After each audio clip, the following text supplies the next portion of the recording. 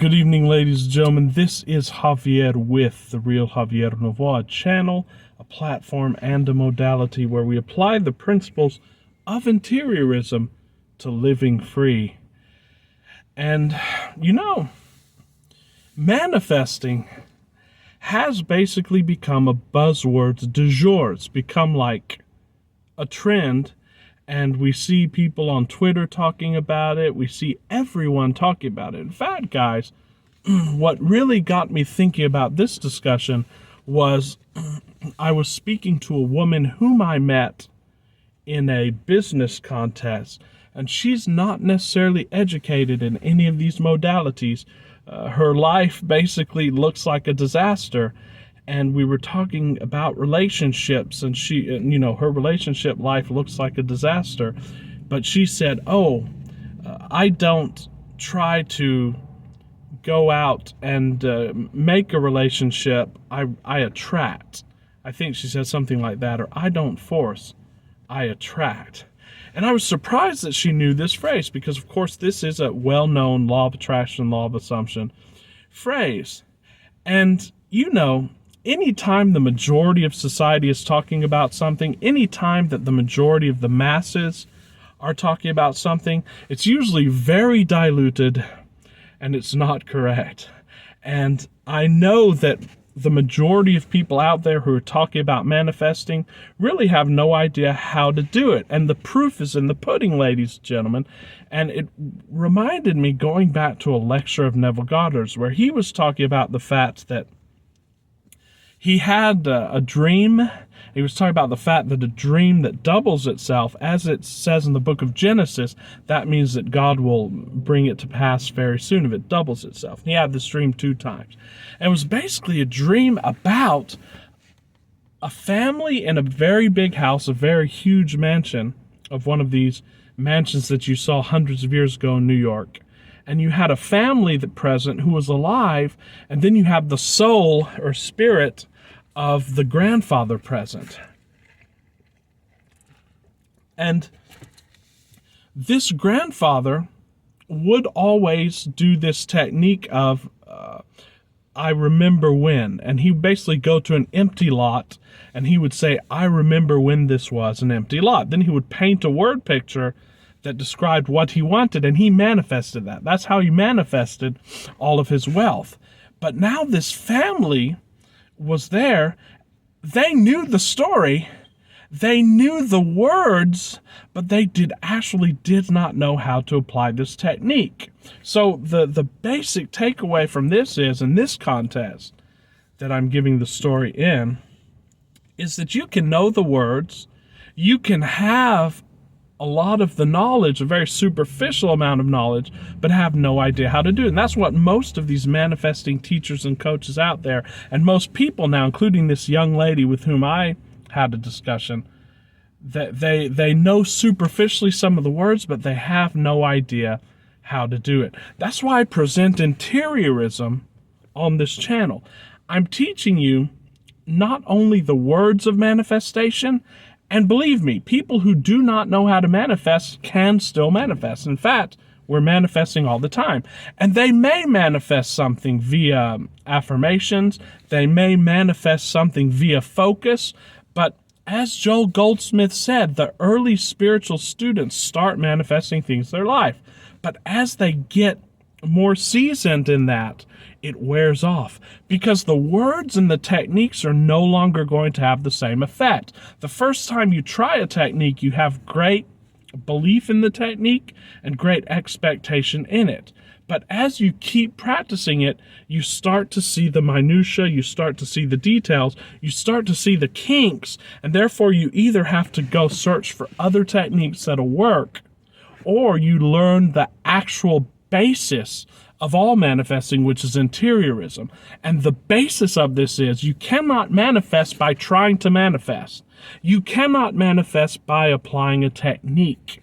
And this is what we teach on this channel. We teach you why we have manifold videos on this. But the reason I brought this up is because something very interesting, guys. The elites of this world, and we're not going to go too deep into it in this channel, because we want to stay on YouTube, but the elite forces of this world know all this. They've known all of the aspects of manifesting. They've known magic. They've known the aspects of control of the physical since the time of the Egyptians. They're trapped here, guys. Even though they have all of this knowledge, they do not know who they are. And therefore, they're trapped in this circle of coming back and so on and so forth. Again, I'm not going to go too deeply into that. We may make videos on this in the future, but it's basically like a soul trap. And you can read the literature of the Gnostics. You can read many of the great modern day thinkers on this who explain this. But the point is, the elites, again, have all of the knowledge. They know the right words. They even manifest, but manifesting is not enough. Because as Neville Goddard said, take away the buildings from me, but give me the power to manifest the buildings, and that's all I need, because I can create anything I need. These people still don't feel that they have the power to give themselves ultimate freedom, ultimate liberation. And it sort of ties in with us and how to manifest. So, on this vein, I wanted to talk about the secret that a lot of people, including the elites, do not know and do not want you to know. Because you see, guys, our modern society is all about speed, and it's all about efficiency. Get me as much as I can in the physical, and get it to me very fast. And we have to understand why that is. It's because of scarcity. And economics teaches us about scarcity. It talks about that at zero price, demand is more than supply. That's scarcity. And there is indeed scarcity in labor, because there's only a certain amount of humans. Even machines, there's only a certain amount of supplies for machines.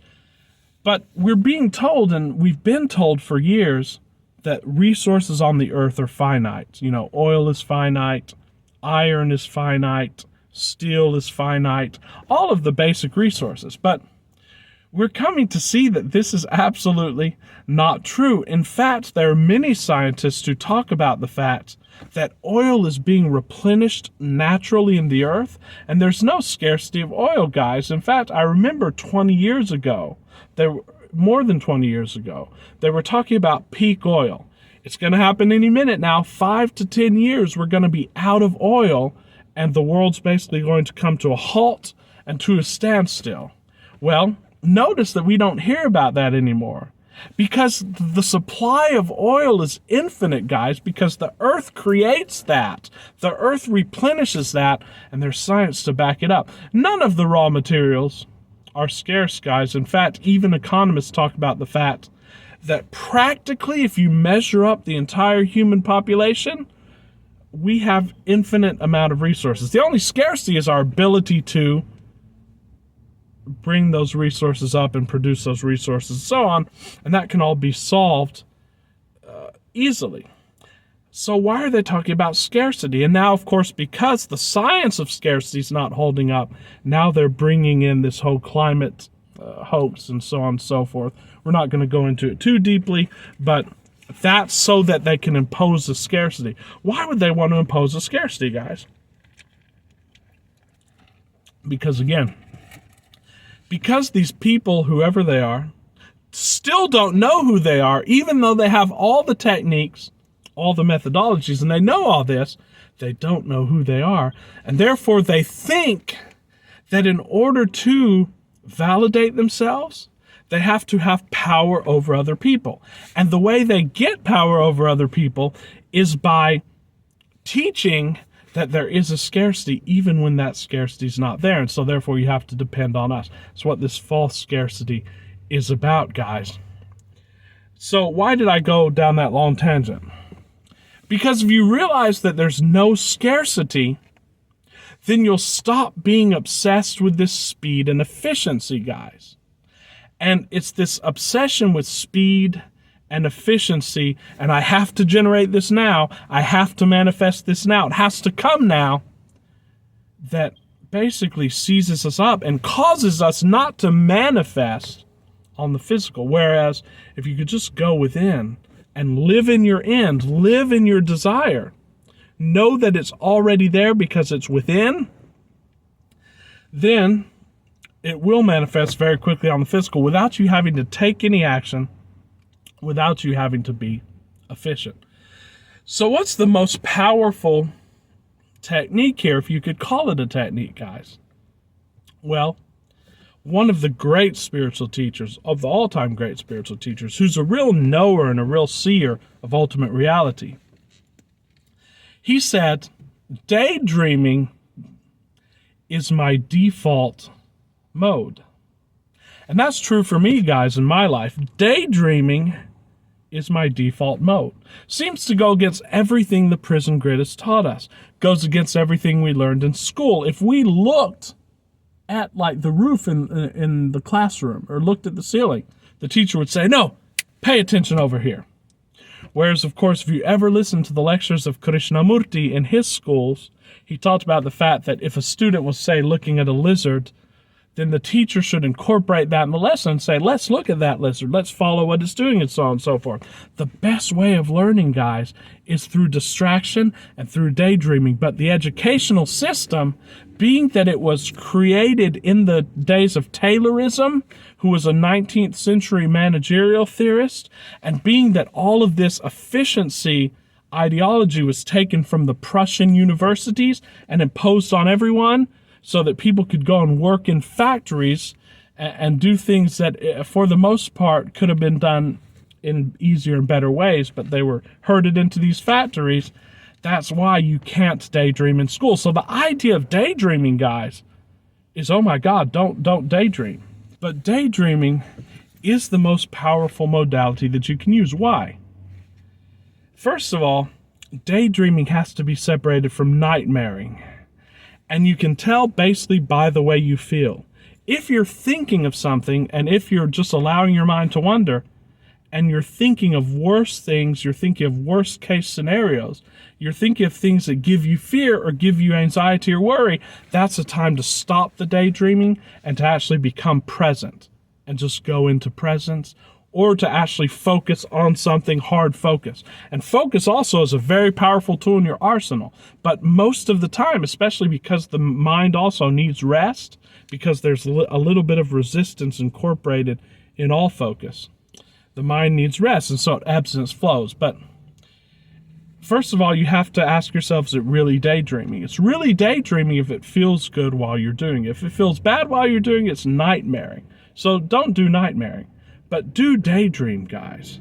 And so daydreaming, basically, it's so powerful because the positive vibrational resonance is going to attract to you, through your intuition, everything that you need, basically, to create that bridge to everything that you want without you having to take effort.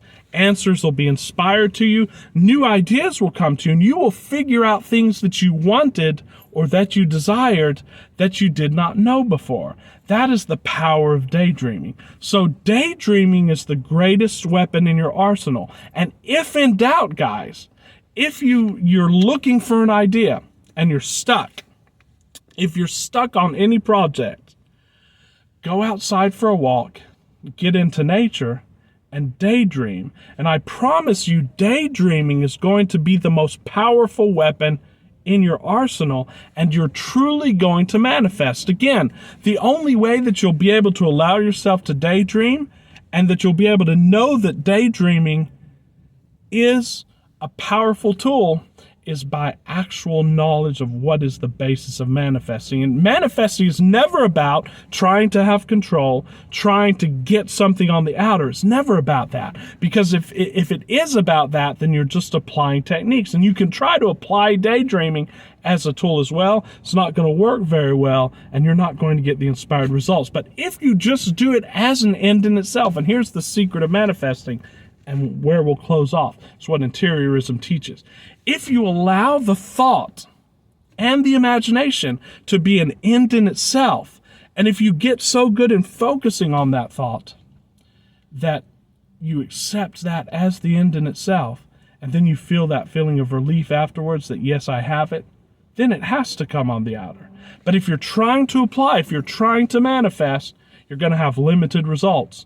It's going to be the same as everyone out there is talking about manifesting and who's talking about getting it on the outer, even when they know nothing about what they want. And that's another topic. Daydreaming will also help you find what is truly your desire and what is your desire because you think you need to have it. Like all of these, a lot of these big houses and this horrible music that people are listening to and so on and so forth.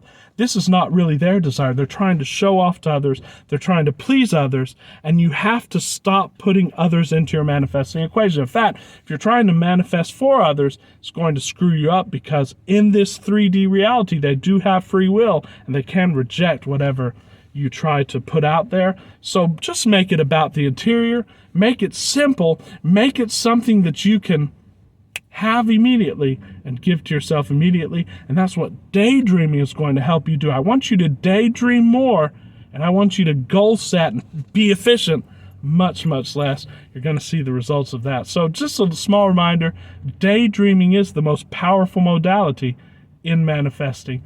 Until very soon, guys, please do, if you find material in this, please do, if you find value in this material, subscribe to our channel. Hit the subscribe button below. You'll be joining a community of master manifestors, and you'll be helping us get the word out. Also, I am doing coaching calls, guys. I will put my email in the description. We can do business together, and I can help you make more progress in weeks than many people make in years. Still very soon, guys. With much love and appreciation. This is Javier with The Real Javier Novoa. Have a great day.